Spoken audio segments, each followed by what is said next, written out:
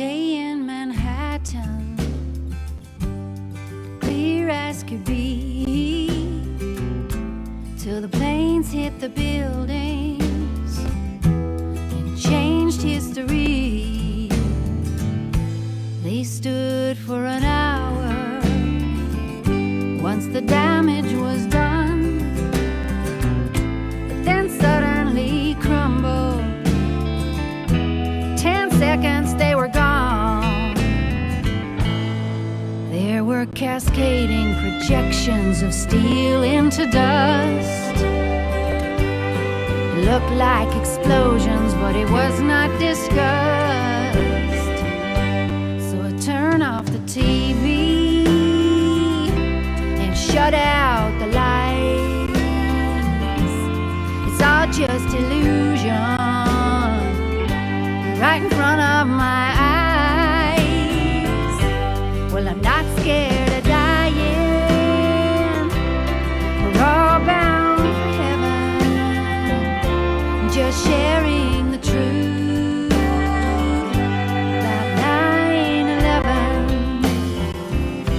Now building number 7 dropped the cleanest of all. Yet the world still knows nothing of this amazing free fall. There was no real reason. It wasn't hit by a plane. They say it was the fires, yet you can't see the flames. You see cascading projections of steel into dust. Looks like demolition, but it's never discussed. So I turn off the TV and shut out the lights. It's all just illusion, right in front of my eyes. Well, I'm not scared of dying. We're all bound for heaven, just sharing the truth about 9/11. They say that the bigger the lie, the more people believe, and the deeper the fear, the more easily we are deceived. Turn off the TV and I shut out the lights. It's all just illusion, right in front of my eyes. Well, I'm not scared of dying. We're all bound for heaven, just sharing the truth about 9/11. Yes, I'm sharing the truth about 9/11.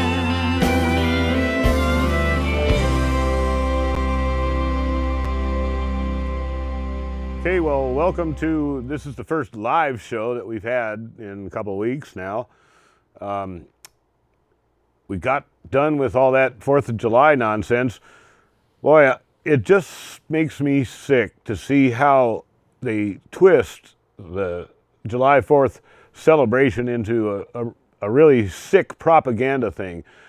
I mean, first of all, you start out with the Declaration of Independence, and how many times on the 4th when everybody was cheering about how America is this, stands up for truth and liberty, the force of good in the world, and the Declaration of Independence is our founding document. Horse feathers! The Declaration of Independence is not our founding document. Nothing in the Declaration of Independence was carried on to our founding documents. Well, nothing of importance. Let's put it this way. Where's our right to the pursuit of happiness written in the Constitution? Have you ever heard of that in the Constitution? Which article is that? Which amendment is the pursuit of happiness, the right to? Well, then the other thing is, people don't even understand that this Declaration of Independence is a document that separates the colonies from a former government. It's not a founding document of the new country. The founding document is the Constitution. Wouldn't it be nice if the principles here described in this Declaration of Independence were actually embodied? We're going to play a short clip and then we'll come back and talk about this, but it's from the Real News Network, and we're going to be analyzing some of the history behind the Declaration of Independence, and then I'll come back and talk to you about the very first coup d'etat that our country had in 1789. That's when our present Constitution was written. That's the result of the first coup d'etat. All right, so if you're ready to play that video, let's let her rip.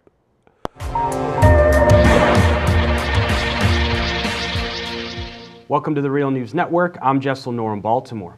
July 4th is celebrated here in the U.S. as Independence Day to mark the adoption of the Declaration of Independence from Great Britain by the Second Continental Congress in 1776. Now joining us to discuss the radical, little-known history of Independence Day is Peter Linebaugh. Peter is a historian and author. He just retired from the University of Toledo, where he taught for 20 years. He's the author of many books, including The Many-Headed Hydra, Sailors, Slaves, Commoners, and the Hidden History of the Revolutionary Atlantic. He's also the author of the Magna Carta Manifesto, Liberties and Commons for All, as well as most recently, Stop Thief, The Commons, Enclosures, and Resistance. So Peter, in popular memory, this day, Independence Day, we remember the signing of the Declaration of Independence, but it was a long process that got the colonists to that point. Talk a little bit about the different political forces, social forces that helped get the U.S., and this was just within the first year or two of the Revolutionary War, but it had been a decade or longer that this conflict had been ongoing between the colonies and Great Britain. Talk about how we got to this point. So we're talking about an era before the U.S. has been formed. We're talking about a period of historical creation. And it's complex. There's several sides to it. One side, it's a struggle of freedom against monarchy, this struggle of the notion of a republic against monarchy. And that is probably the principal theme of the Declaration of Independence. I would suggest, that people reread the Declaration of Independence because they'll find 28 reasons for declaring independence from Great Britain. And these reasons reflect a long train of abuses and usurpations, or takeovers, to use Thomas Jefferson's language in the Declaration of Independence. And I think one of the most important of these grievances was that the King of England had opposed conditions for new appropriation of land. This is the seventh of 28 different reasons for declaring independence. And what that meant was that these settlers from Europe wanted to appropriate lands belonging to the Indians, belonging to different Native American peoples. The Haudenosaunee people, a confederation in New York, the Cherokee people of what's now Tennessee and the Carolinas, the Potawatomi from my part of the country in Michigan and Ohio. The settlers wanted these lands, but Great Britain, as a result of the 7 Years' War, had said that these lands were off limits to settlement. This was part of the Treaty of Paris of 1763. So here is one of the lesser known reasons for declaring independence. That is, that the settlers could not take as much land as they wanted. On that same theme of wars against Native Americans, the 28th reason given is really misleading. It claims that the King of England, George III, and his ministry and parliament had caused the inhabitants of, quote, our frontiers, the merciless Indian savages, whose known rule of warfare is an unextinguished destruction of all ages, sexes, and conditions. So this was like, Jessel, I liken it to a jihad, or I liken it to a crusade, because this is precisely what Thomas Jefferson claims of the Native Americans is actually what will happen to them as a result of the Declaration of Independence. That is, that the wars against Great Britain led to a merciless destruction, in New York particularly, of Sullivan's Raid of 1779, of the orchards, the cornfields, the senior citizens, the men and the women of the Haudenosaunee people of the Confederation in New York. And Peter, and it's worth mentioning that the British weren't necessarily against expanding and taking more of the natives' land. It was just getting too expensive for them. They had spent an enormous amount of money fighting the French in the French and Indian War, and as well as and so they had been taxing the colonists, which had caused a great protest. Yes, very good point. Very good. They wanted the settlers, the settler colonists, to pay for those wars against France. Quite right, and that's where the famous phrase "no taxation without representation" comes in, and it's I think it's the 17th reason given in the Declaration of Independence for severing the connection with Great Britain. That, and also the 19th reason, I'll quote that, is for transporting us beyond seas to be tried for pretended offenses. And that I pause there for a minute to let the words sink in, because what will come to mind to those who've been following subsequent U.S. history is the practice by the CIA to render terrorist suspects and have them tried overseas, where torture is a form of investigation in secret courts in Egypt, in Poland, and in other countries we don't know about. This process is called rendition.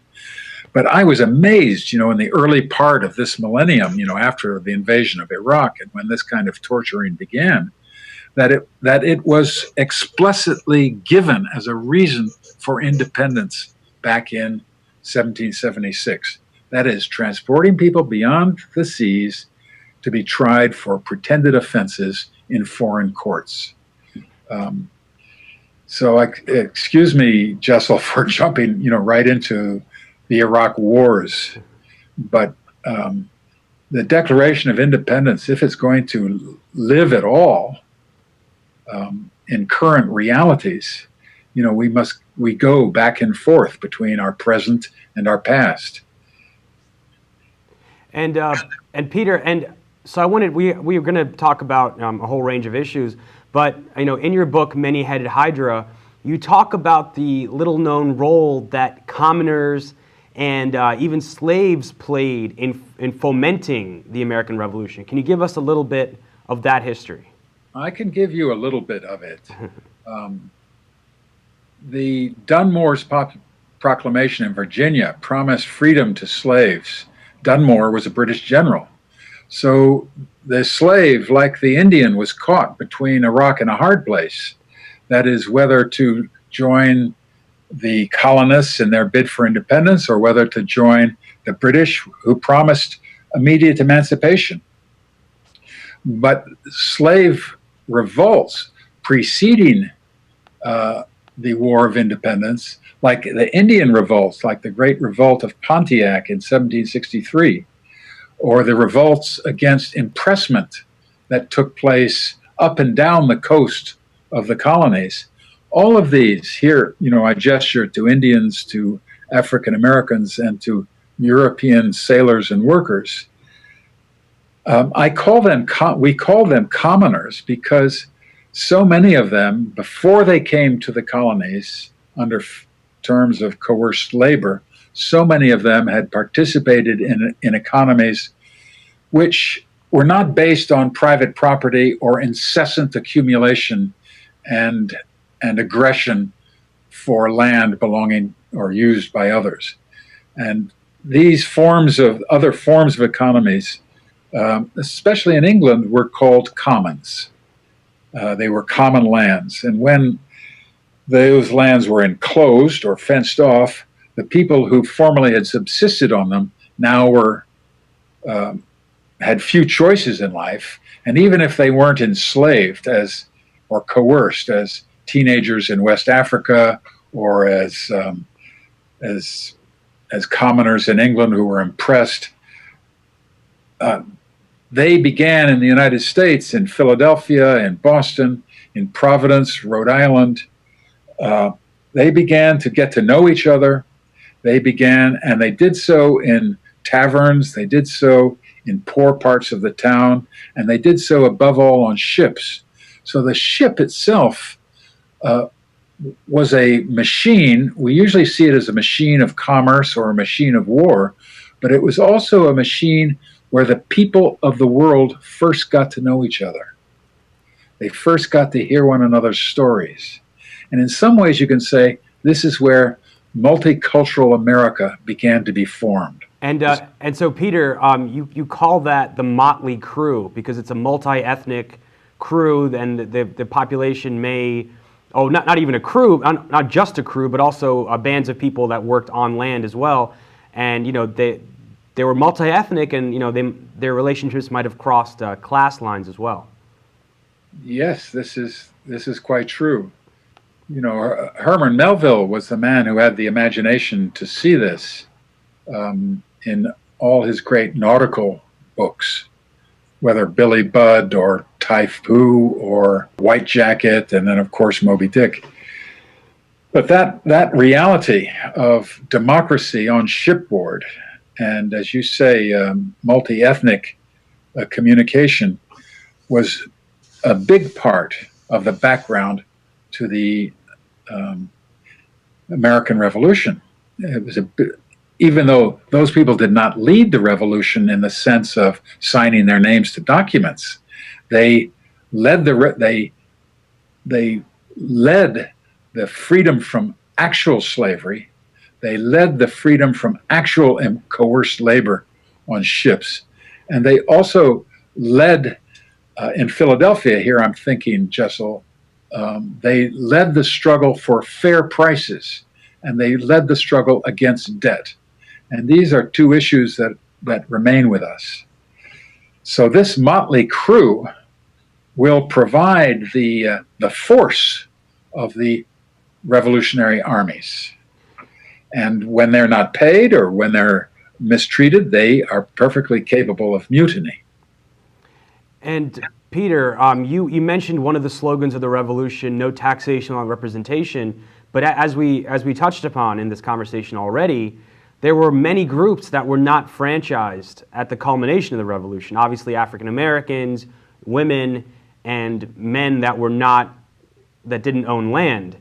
And it's often portrayed as the elites created this framework, they created a constitution that would eventually grant these rights and the right to vote and other civil rights to the entire population. But talk about the revolutionary process that actually led to those rights being achieved. Okay, Jessel, that's a process of American history. That's a process of struggle.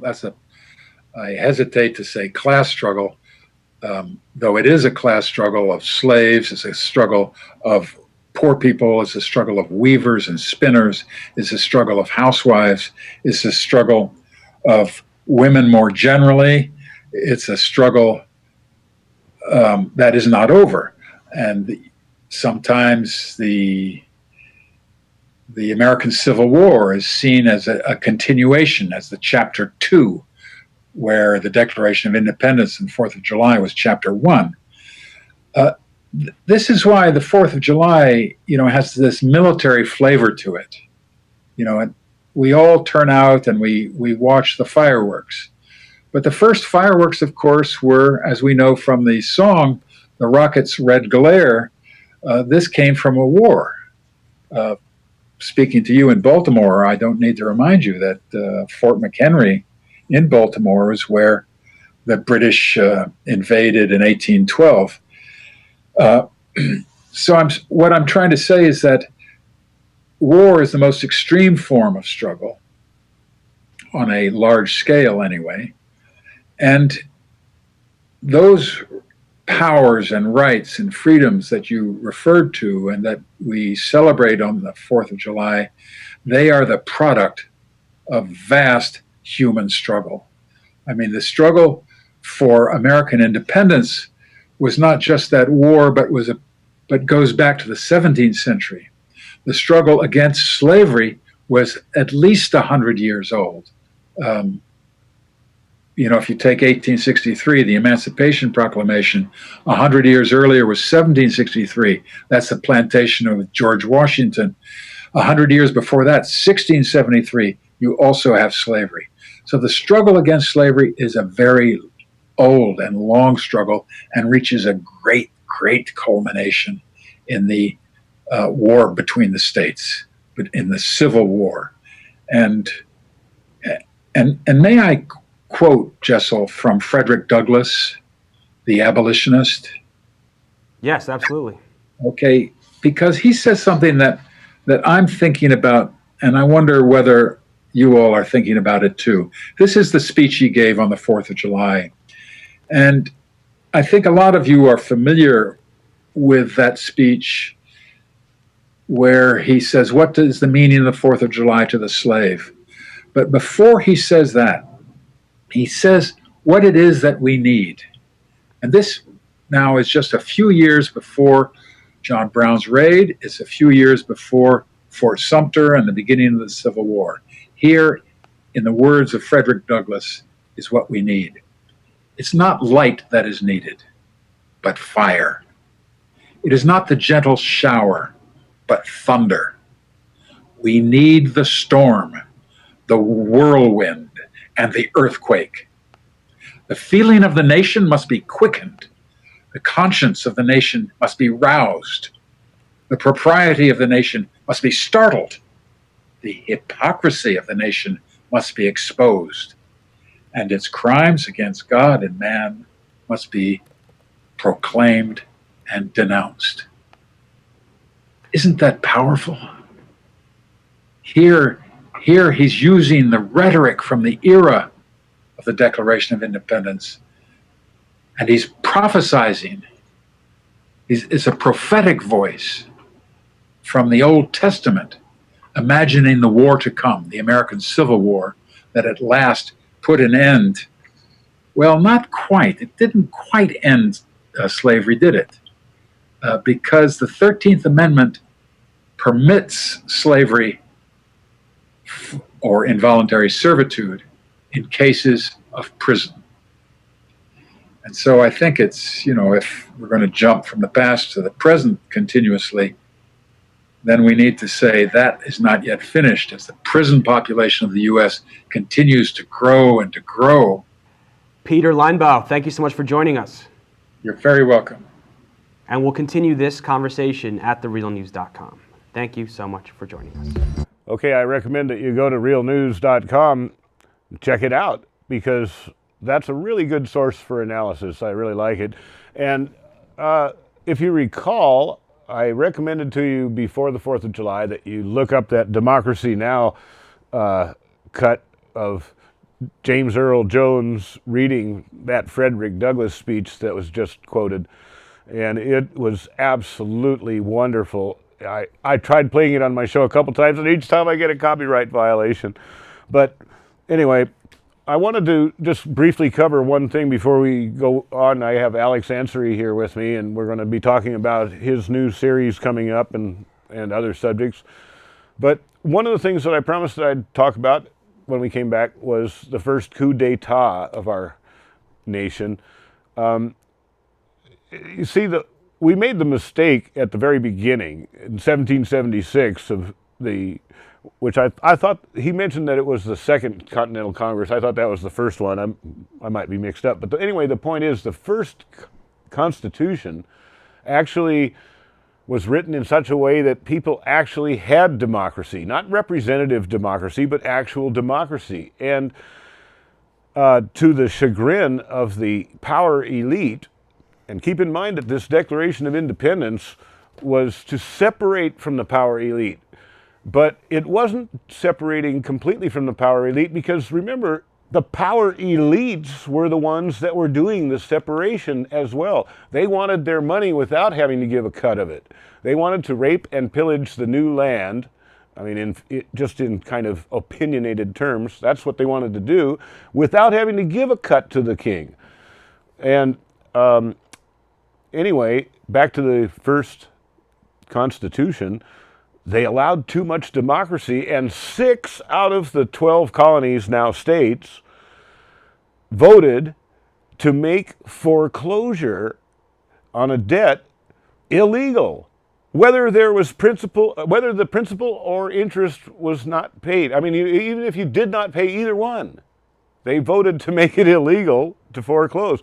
And of course, the power elite were livid with that, and hence the first coup d'etat, which was what brought about the present Constitution. And as long as you understand that they've kept away from everything in this Declaration of Independence that means anything, they've deliberately kept that out of the Constitution. And to quote one of the people that was rewriting the new Constitution, they guaranteed that the poor people would never, ever get a foothold in power again. That's what the purpose of the new Constitution is, the one we're living under now. And in my opinion, the only decent part of it is the Bill of Rights. So with that, the phone lines are going to be open, but Alex. Good to be back in the studio tonight. Looking forward to our recording coming up here in about an hour. And that's going to be airing later on in the week, I think, on Wednesdays. Did you find out how fast they could get it on? Usually it takes about 2 weeks. I have actually the schedule right here. Oh, that would be great. So for those that are looking forward to the return of Outside the Box TV, it's going to be airing this Wednesday, Channel 23 in Portland only at 10 o'clock at night.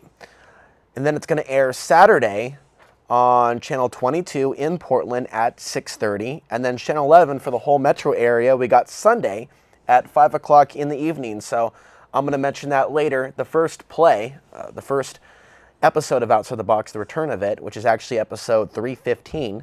Continue the same numbering that we used to have. Yeah. And I think we should do that for YouTube so there's somewhat of an order to it, even though there's a lot of organization I have to do on my website. But yeah, tonight we're recording the first show. You remember what our last show was? This place is still here. Mm-hmm. You remember he went to Texas, Dallas, and then he called up from Texas on Skype. That's right. And we did a live show with you on Skype. Yeah, it worked out really well. And you were relaying the phone calls. Now it's too bad we couldn't have done that more. Well, we tried it again lately, but now all of a sudden we don't have the capabilities, so somehow we don't have Skype anymore or whatever. One of the things that I've learned moving around and being in some of these other major cities, there's no other facility like this. It's something that a lot of Portlanders don't understand. But Access TV, it is that platform where there's no middleman to say this isn't going on the air. And I'm really glad that after all these years, even though there's been new producers, that the place isn't maxed out, that we still have a facility here, we still have some elbow room, and we've gone digital in recent years. And so but he's absolutely right. They absolutely do not influence content. So if you really do have something to say, then come on down to Cable Access. After about $80 worth of training, you got your run of the place. Look, I understand there's some people that watch these shows, Bill, and they've called in a few times. There's a certain expectation. It almost seemed like attitude one time. Well, you guys are the news people. You should be. No. We're not Channel 6 news people. We're not Channel 8 news people. We're not even Channel 12 Fox news people. We're not even KATU. Yeah, you realize how We're much human beings with a different understanding on the official narrative of reality. and a When we limited come budget. on a limited budget or Very. no budget. And Yeah. sometimes you have people that fall into homelessness situations because they're so different than mainstream society. I fit into that box. So the thing is that we do the best that we can, and Bill has kept the show up all these years. And so, you know, if there's some young person watching the show right now, there may be a place for you at Access TV next year, year after that, or maybe this month. Well, as a matter if of fact, you have the drive to make it happen, I'd love to see a news team come alive here one day. Yeah, I came down here because watching S.C.A.D.s. Everybody remember S.C.A.D.s, Secret Government Seminar? And that's what really got me turned on to cable access. And S.C.A.D.s was around, for those that don't know, in the late 90s. 80s, early 90s, and didn't you upload some of his Oh, yeah, episodes onto your channel? Well, not my channel. I actually created an S.C.A.D.s Secret Government Seminar channel on Right. YouTube, and I put 10 episodes there so far, more to come. His estate granted me the privilege of re-showing those. And the other day, or the other episode on this show, I played a clip where he was predicting the future. It was 1993, and he was predicting the future, which he was describing today. And of course, just like they always do, we're conspiracy nuts. No, we're historians. He actually also was a great writer. He had his own newsletter, his own zine that was Oh available yeah, in town well, he here. was the editor So of he- Portland Free Press. Right, Portland Free Press. And just a couple of days ago, I was at a coffee shop meetup with a couple like minds, and somebody dropped off a bunch of old back copies Oh, of really? the Portland Free Press. So I'll loan a few of them to that'd be you. nice. But it's definitely nostalgic. Now, some people think that there was more to his death. Supposedly, he fell down a flight of stairs. Do you know anything about that? Do Well, you I have didn't any know about the flight of stairs, but I remember before he died, I mean, many episodes. I mean, didn't he technically have a brain aneurysm? That's at just least? it. He was talking about the typical way that the CIA liked to assassinate people was to, induce a brain aneurysm. Something that they couldn't really figure out what happened, but something in their brain blew up. And well, anyway, he said, and if I ever die from a brain aneurysm, he says, you should suspect foul play. And then he died from a brain aneurysm. And I don't know. It's too much. I really We just don't know. His wife didn't. His wife was on his side, and she didn't get upset. So I went with her. I let her do the guide on that. In other words, I didn't push the issue and try to find a conspiracy where she didn't think there was one. If anybody would think it would have been her. And if she didn't want to talk about it, had there been one, that's her business, and I respect it. So, but if there was foul play, actually, we should know about it. But we'll never find out now, and I don't think there was. But he was only, 58 years old, right? 1940 to 50, or 98 is when he died, and he was born, 58 years old. You know, what's interesting watching some of those episodes that were taped, probably with VHS back in the day, in 1990 Yeah, and they were all 91, some of those VHS. episodes that you uploaded. There was one, I actually watch it for comedy every now and then. There's one episode where someone's being disruptive. Oh. And sometimes when we have groups and we invite people down, we say, hey, come on down. We got to meet up at such and such address at such and such time. And then the disruptor will come, whether they intend to be the disruptor or not. And they start blowing up saying, okay, smartass, what's the solution? They start banging their fists. And sometimes these people will be saying things, whether they themselves are doing this deliberately or not, whether they're in fact an agent or not, or just stupid.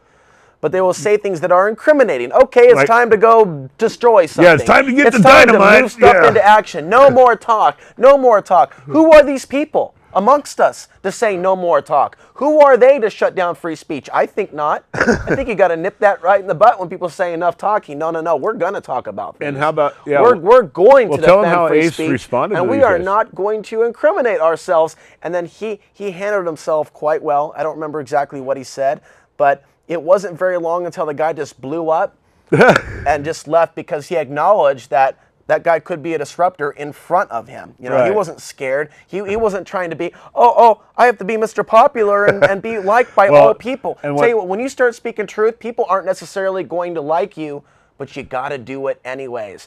These Yeah, people that's come a out, fact. I'll save it more for my show tonight, but there are people that have come out of the woodwork even towards me.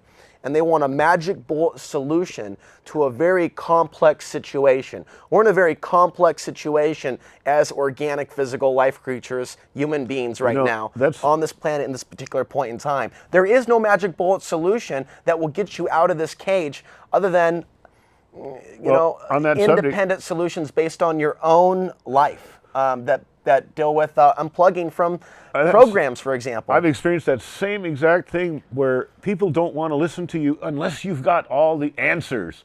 And they say, what are you doing? What's the solution? Well, what you don't understand, or what they didn't understand, is that talking about it, putting it on TV, having this discussion is doing something about it. It's called making people aware so that we can have a dialogue, so that we can have a consensus about what's happening. That's doing something about it. So to put that down is either deliberately disingenuous or monumentally stupid. Because some things aren't about fixing a problem. Some things are about just choosing to not participate in the enslavement yourself. And every day we see so many examples of people participating in their own enslavement. And I say the solution independently for each of us is to deprogram, unplug, use an analogy from the Matrix, but don't participate in the enslavement of others. Don't participate in the manipulation of others' free will. Don't force your ideas. Don't try to control other people. But we live in a world right now where there are so many people trying to control so many other people that don't know what's going on. So don't put too much of your show on this one yet. Yeah. I mean, say that, but no, anyway, I'm just kidding.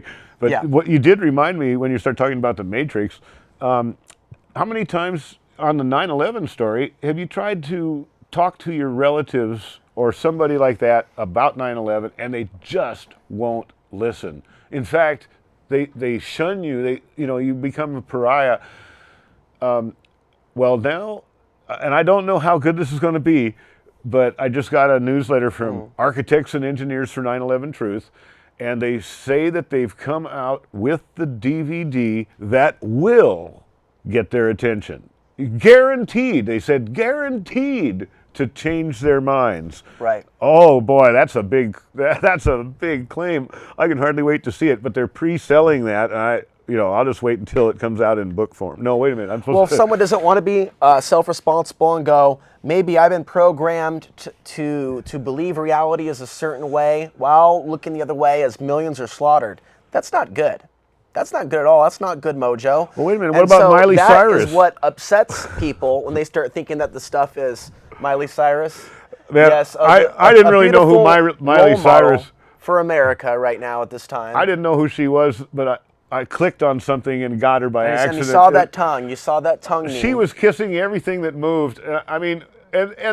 But the audience was going absolutely bonkers, like it was okay, and they wished they were like her. And everybody in the audience was holding up an iPhone, recording it. I mean, a lot of people think this stuff's just a bunch of conspiracy theory stuff. But when you have an empire that is doing self-destructive things to itself by basically going out and destroying the image of a nation that is the vessel for the destruction. Right now, it's the United States. You don't make your country a safer place.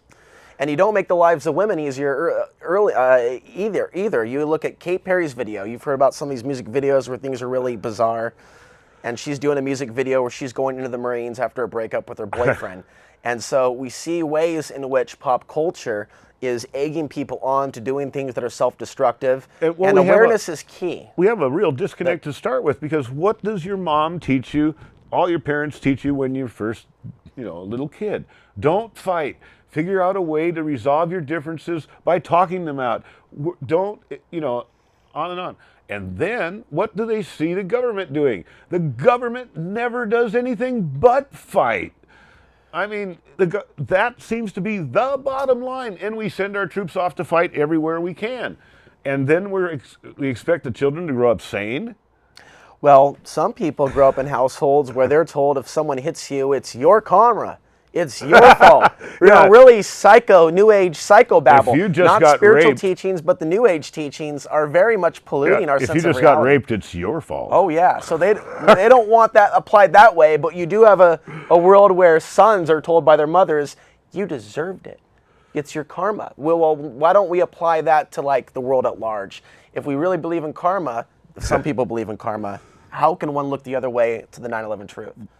It seems irresponsible. That's a really good point. You have to.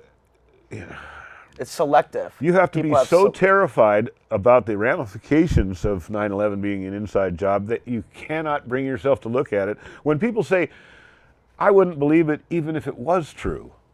I mean, what kind of statement is that? What do It you shows think that is there's a total psychological disconnect. They can't face it. It's so terrible.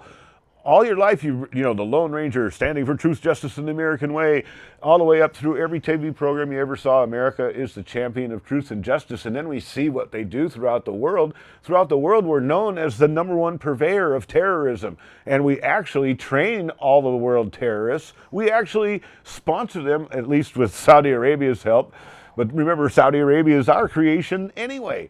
So it winds up that we are the antithesis of everything we teach our children that is good. And you expect the world to be sane? And it's all being done deliberately to destroy the positive aspects of the government that we do have. And that is the Constitution. If they demonize us all... That's the Declaration. Yeah. The Declaration, Constitution, Bill of Rights... Some of the things are good. I'll save some of this for my own show, but it's all deliberate. Those are the ramifications of 9/11 being an inside job, to bring down America from within and outside of us. Even though the United States has the most military bases, the game is changing. It's not so much the world waking up. I think it was more than one nation that covered up the 9/11 attacks to begin with, personally. Hey, so what's happening now is scary. The cops that are supporting the elite right now are slowly turning around. They're beginning to realize, hey, they're on the side that they're opposing, actually. Then they're going to wind up being victims of the same thing that they're perpetrating. And it's just a matter of, does the awareness catch up to the pace that they're pushing it on us? I wondered the other day about Portland police, how many of them, not so much on the civil unrest side, but how many of them are waking up to the social ill side. So when I look at news in Portland, it's like a horror film. It is so scary and terrifying. You mean and we Jane know Fonda? that, we know that sometimes the media, that's scary enough, but we know sometimes the media can skew things to look a certain way. But when you're out in the streets a lot, and when you know what Portland used to be like and you see what it's like now, there are some serious safety risks that are already in our city and coming. And I wonder how many police understand that this is a part of a larger plan to put America in this position. I wonder how many of the Portland police are actually concerned about G4S Security, which is a private security firm that I recently learned is operating in the city of Portland. They're a British company, and there are Israeli G4S agents that rape Palestinian women at the border. What is this company doing in Portland, Oregon? So how many times do we have local officers that think that they're awake to things that are going on? Are they literally looking at where this is going? Or are they simply operating out of, well, hey, more crime means more job security? Yeah, for now, buddy, for now. But long term, they don't necessarily need Portland police. They have a contract with G4S, and they're not nice guys. You just wait and see what happens. They're training troops from other countries to handle our social unrest, because those other countries, they won't hesitate to shoot if they have to, where our soldiers might hesitate to shoot on their own people. I want to give the #1 example for what you just said. For those listening on the web, please look this up. Police officers, please look this up. Anyone from the military that's watching this right now, please look this up. NATO troops foreign troops train in Tampa Bay, Florida. The year is 2012. And they were from over 60 countries. Over 60 countries. What was the scenario? They were rescuing the mayor of Tampa from domestic terrorists. And who are the domestic terrorists? They are American citizens in this drill. Yeah, just citizens, ordinary citizens. Then there was Top Off 4, which took place in Portland, where they simulated the Still Bridge being attacked by Al-Qaeda. So they practiced how the federal government could come in with these alphabet agencies. But Top Off 3, which took place in Seattle, that wasn't Al-S.C.A.D.s. That was domestic, homegrown, blonde-haired, blue-eyed American citizens. So they've been playing these drills for some time, and there's a reason why they're watching the veterans. Oh, hey, we're getting a phone call for the first time. All right. Go ahead and run it. Hello, caller. Hello, caller. Oh, hey, guys. There we go. What company were you just talking about that was in Portland there? The name of the company is G4S. Someone brought it to my attention about a month ago, And 2 weeks ago, down at City Hall, where I was shooting some video, they actually gave a award. And they July 2nd is an actual holiday for G4S now. It's G4S Day, July 4th, 2014, declared by the current mayor of Portland, Charles Hales, who I believe worked in Washington, D.C. in the last decade, as well as being a councilman about a decade ago. He's incredibly corrupt and evil looking. But it's G4, the number 4, S. That's what I wanted And to if know. you type that into Google, Israeli rape, Palestinian rape, British company, you'll find out how large they actually are. So while Blackwater, and then later called Z, while they've had And something else now. the attention, now we have G4S that is already here with the contract in Portland. Then we can talk about. I did vote for Hales to come into mayor, but I did it because he said he was going to reduce the stupid water bills. Where are the water bills that now? hasn't happened, huh? They're going off the scale. It's amazing. They're privatizing water, or they want. That's a real strong drive here in Portland to privatize the water. They've got wells all around. Looks like we're getting another call. There's a lot of privatization going on. I'm sorry, sir, I don't have all the background knowledge on Charles Hales, but you know, in a future episode, I'll see what's there. And I've always had a very uncomfortable feeling about the entirety of Portland City Council, more now than ever. So that's my take on Me it. too. We'll try to get more info coming out. Okay, we have one more call. Hello. Hello, we hear you. Hi.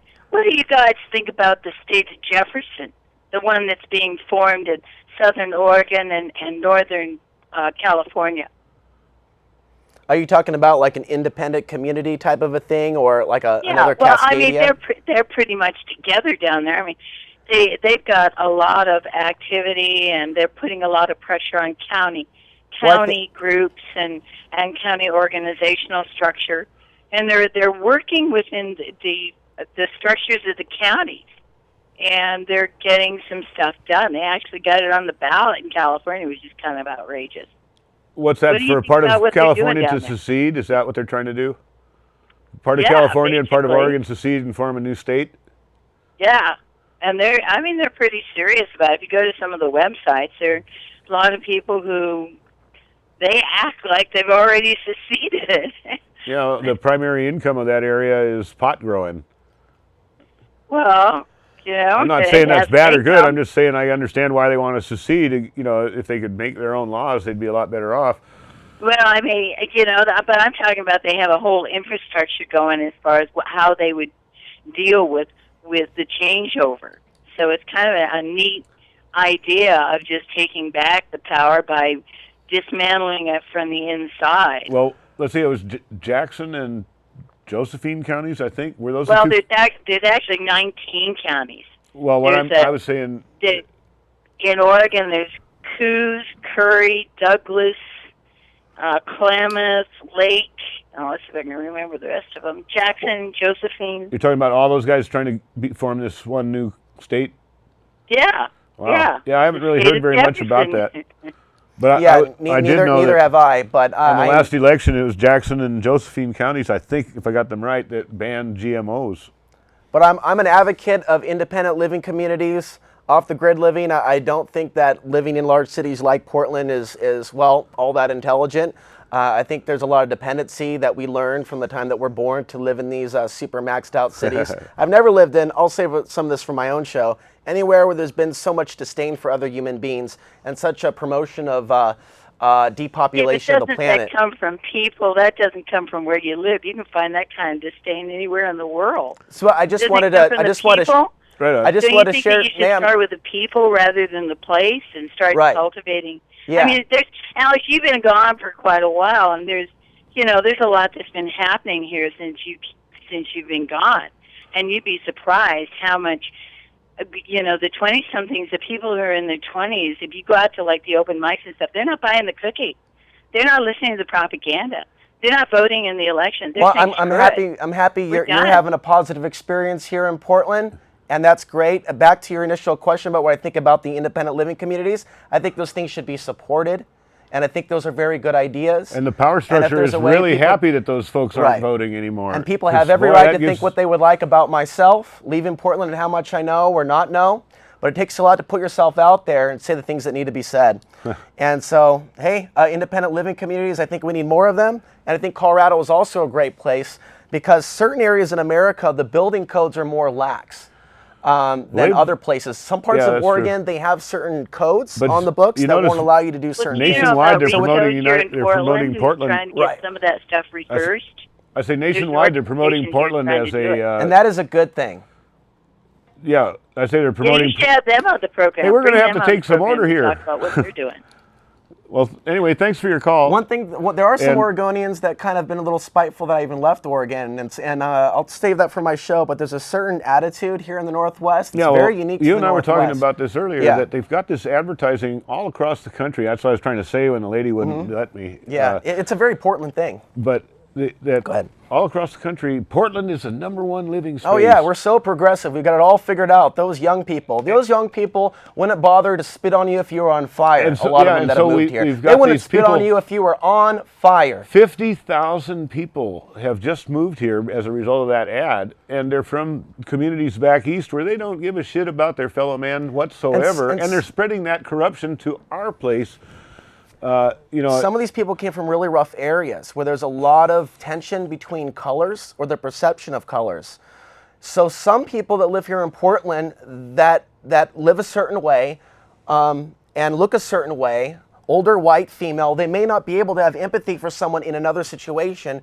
And I don't want to whine about my situation tonight now or later on in the show. But there is a blind spot that I want to communicate to that woman that called and how certain people treat people in Portland. There is a blind spot. And as long as people lie about these blind spots, things like racism, things like tribalism, this is a very racist place, Portland, Oregon is. So is the world to a certain degree, but there is denial about that. When there's denial about that, or people blame a rape victim, and do things like that, that's unhealthy. People say it's not okay to blame a rape victim, but they will turn around and say racism doesn't exist. This is a super enlightened place. This is a very overpopulated place, and now the locals don't have affordable housing, and it's going to be a really scary situation in 5 to 10 years for older folks. And I'm worried about them. They will not be able to afford to live here. On Sorry. this race thing, though, there's a real important thing to understand that in the few minutes we have left, that the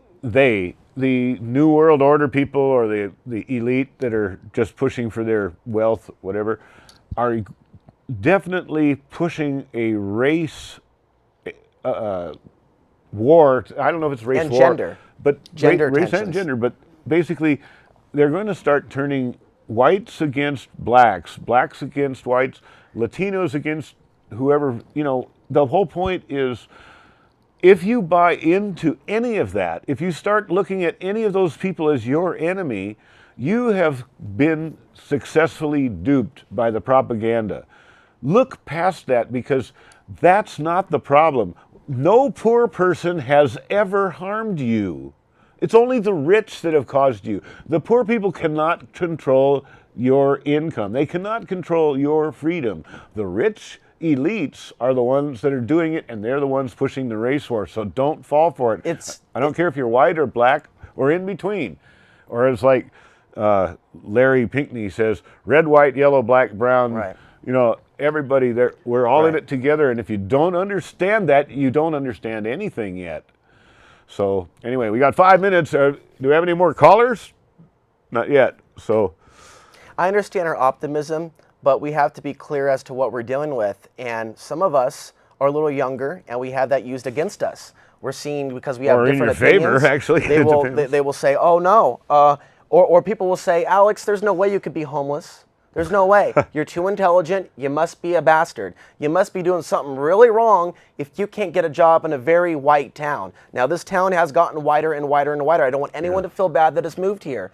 But for some of us that experience tribalism every day, and the 1-2 punch of what we would call racism, for those that don't know, the second punch is the denial. Oh no, it's all in your head. Yeah. You're making things up. Oh no, your father's country isn't being invaded right now with bombs. Oh no, your whole family hasn't abandoned you early on because of your thoughts on Access TV. So when there's denial about those issues, that is cold. You can even call it reptilian. And I live in a day and age where all these people supposedly are channeling, oh, but it's an age of enlightenment. Ashtar Command told me so. The Ascended Masters. So much of this new age fake consciousness shift propaganda has destroyed families. It has destroyed perception, and it has thrown off the real intuition that we still have not yet dealt with the beast that is coming. So I care about this city. I care about the city more than people that think I hate the city, because there is something coming to the city of a very dark nature in relation to the military, in relation to all this money our city has borrowed. It is not progressive to ignore those issues. So I came back to Portland to raise those issues. That's it. I just had a few minutes left. And about, you can judge a city, like they say, what is that biblical scripture, something about judging a person or a city or whatever by how they treat the poorest amongst them. I forget how that goes. But anyway, you can tell how Portland is by looking at how they treat the homeless. Homeless? What homeless? Did you know that there are between 6,000 and 10,000 people in Portland that are homeless right now? They do a really good job of hiding that from you, don't they? They don't talk about it. They don't let you see it. I park from place to place. And you can call the police if you see a homeless person, and the police will respond and get that homeless person out of there right now, because you have the authority if you're not homeless. One thing I don't want to do is cause fear. Just think, that's how our society is. If you're homeless, you're and if you're somewhat good looking to the person looking at your situation, or intelligent, you did something wrong yourself to be in your situation. That's the situation I'm in. If you have to blame right now, I'm going to sleep right now, maybe in front of your house, in a vehicle, hiding from you, so you're not in fear. Thank you, Portland, for welcoming me back. Back to you, Bill. I'm such a jerk, aren't I? Ooh, angry young man. Go ahead. Well, how do you follow up on that? No, but what I'm saying, I really appreciate your welcoming me on tonight, Bill, though, as a warm up for tonight's first show. Yeah, wait till you see the show on Wednesday as a result of this warm up. Wednesday, 10 o'clock, channel 22. Yeah, why don't you read those again? Because we got 2 minutes left. And Showtime's Return for Outside the Box, which is more about being self-responsible for how we treat each other, not blaming the government, but being responsible in our own communities for how the world came about to be the way it is. That's the cardinal theme behind Outside the Box. It's different than the news version of Outside the Box. And for a lot of you, you're not going to like it, so the show won't be for you. I would stick with InfoWars and other things that externally blame.